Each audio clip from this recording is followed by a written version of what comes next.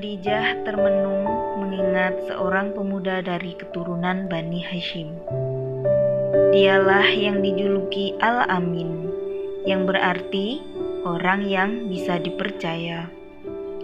Pemuda itu bernama Muhammad bin Abdullah, seorang pemuda Mekah yang bersahaja.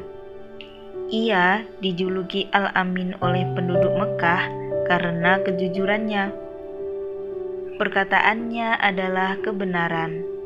Seluruh penduduk Mekah mengakui itu. Ia juga menjadi rujukan untuk semua masalah yang terkadang tidak bisa dipecahkan oleh penduduk Mekah.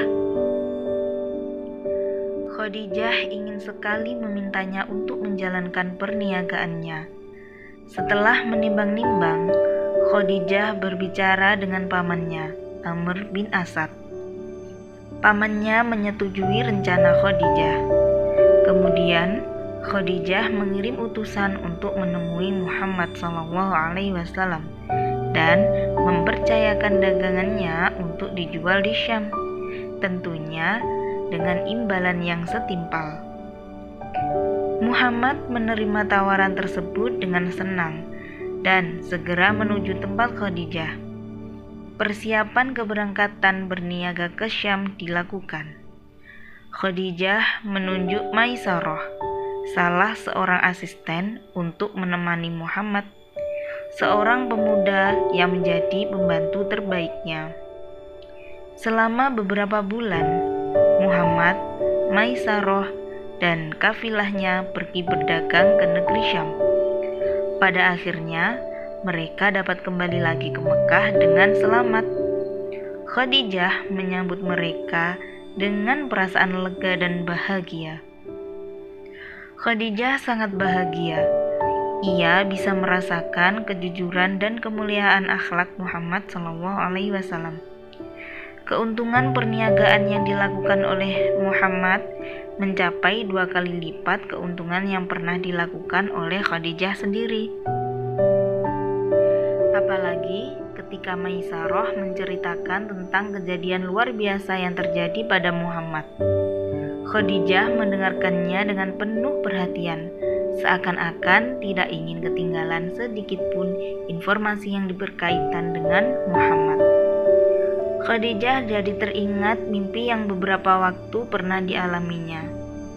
Pada waktu itu, Khadijah bermimpi matahari turun dari langit Mekah dan berada di dalam rumahnya, memenuhi seluruh isi rumah dengan cahaya dan keindahan. Apa yang dimaksud matahari itu, Muhammad?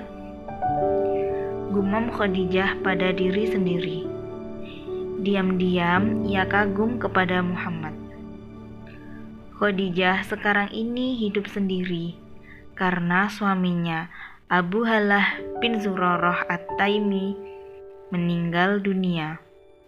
Setelah meninggal, ia sempat menikah lagi dengan Atik bin Aiz al-Mahzumi.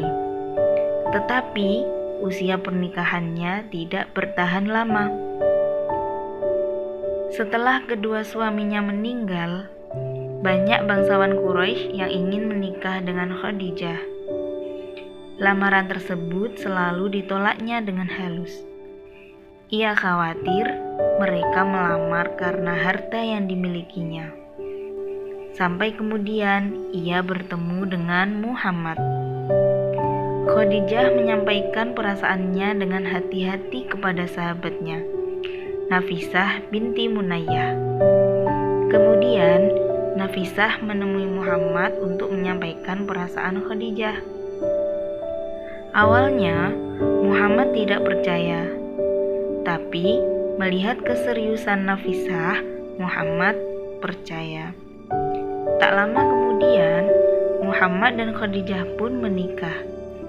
Dari pernikahan tersebut, Khadijah melahirkan putra-putrinya. Putra pertama mereka diberi nama Qasim. Setelah itu, berturut-turut lahir putra-putri Khadijah, yaitu Zainab, Ruqayyah, Ummu Kulsum, Fatimah, dan Abdullah. Semua lahir di kota Mekah. Di tengah kebahagiaannya, Khadijah harus berhadapan dengan masa-masa penuh kejutan. Pada suatu hari, ada peristiwa penting yang menuntut kecerdasannya sebagai seorang istri. Suaminya pulang ke rumah dalam keadaan ketakutan dan tubuhnya menggigil. Apakah yang telah terjadi?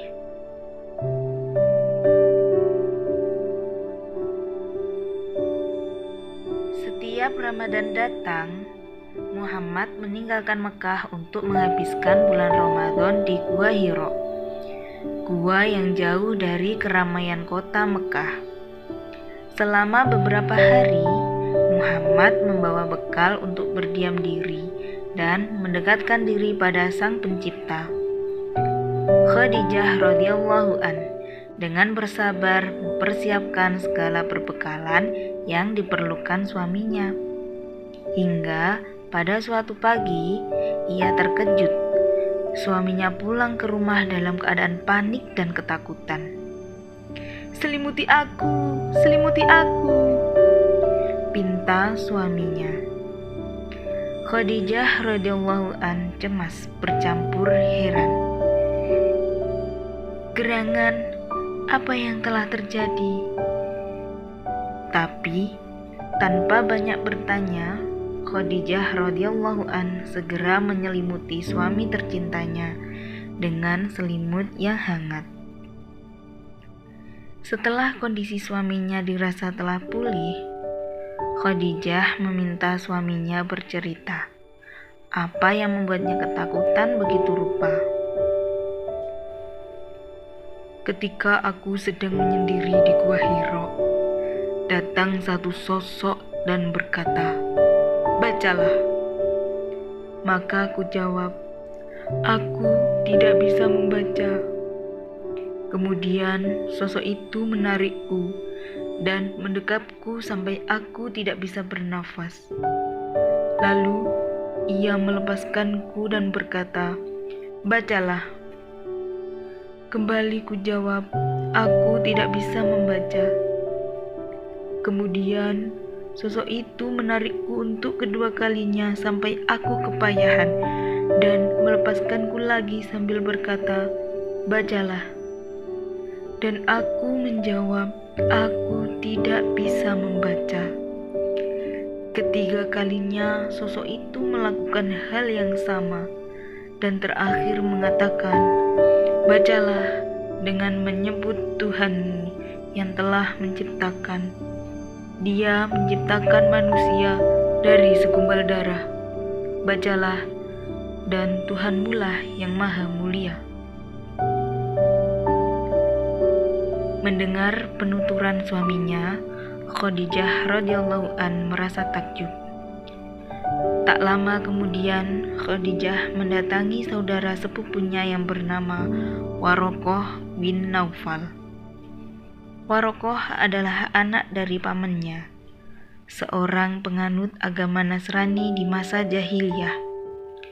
Warokoh juga seorang penulis. Tulisannya telah banyak dibukukan. Salah satunya adalah Injil yang ditulisnya dalam bahasa Ibrani semampu yang bisa ia tulis. Warokoh adalah seorang buta yang sudah tua. Warokoh mendengarkan apa yang dialami Rasulullah dengan penuh perhatian. Rasulullah menceritakan secara detail pengalaman beliau ketika didatangi sosok tidak dikenal, yang sebenarnya itu adalah malaikat Jibril di Gua Hiro. Mendengar cerita tersebut, Warokoh berkata dengan rona wajah gembira, "Itu adalah namus yang diturunkan Allah kepada Musa. Andai saja aku masih muda ketika masa itu tiba. Andai saja aku masih hidup ketika kaummu mengusirmu." Matanya yang telah memutih dan buta tersebut nampak berbinar-binar penuh harapan. Rasulullah berkata, "Benarkah mereka akan mengusirku?" "Benar, tidak seorang pun yang membawa seperti apa yang engkau bawa, kecuali dia akan dimusuhi," kata Warokoh. Matanya yang buta tampak menerawang jauh. Kemudian berkata lagi, "Andai saja aku masih hidup pada masamu nanti, tentu aku akan membantumu dengan sungguh-sungguh." Rasulullah menjadi lebih tenang dengan penjelasan Warokoh bin Naufal.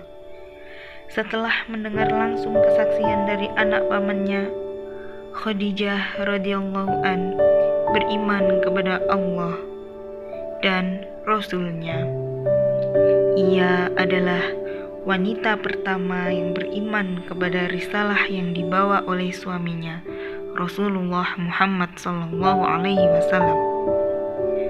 Setelah ia beriman kepada Allah dan Rasul-Nya, maka semua anggota keluarganya pun memeluk Islam. Siapa sajakah mereka?